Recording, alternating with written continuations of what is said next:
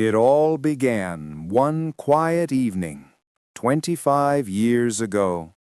The streets of Rumokoro were already dark, the air heavy with silence, broken only by the cries of a baby. A young woman, Margaret, had just returned from the market when terror struck. A gang of armed robbers invaded her home. In the chaos, they took her little baby girl and disappeared into the thick bush behind the village. Margaret ran after them, screaming, begging, calling for help, but no one dared to come out. The night swallowed her voice. Her husband tried to chase them, but the darkness was deep and the gunshots were real. By the time the sun rose the next morning, there was no sign of the robbers, no trace of the baby.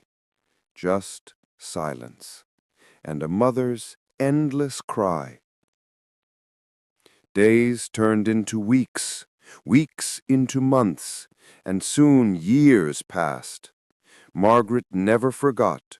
She carried that wound in her heart like a shadow that refused to fade.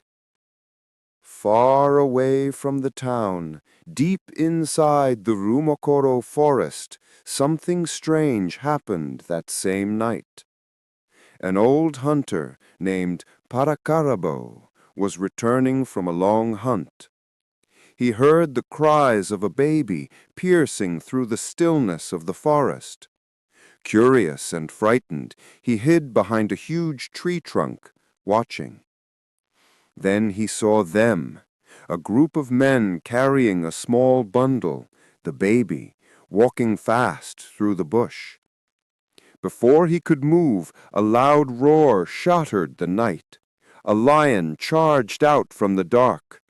The men dropped the baby and fled in terror. Parakaribo's heart raced. He wanted to run too, but he stayed hidden. He watched carefully as the lion approached the baby, sniffed it gently, and surprisingly turned away.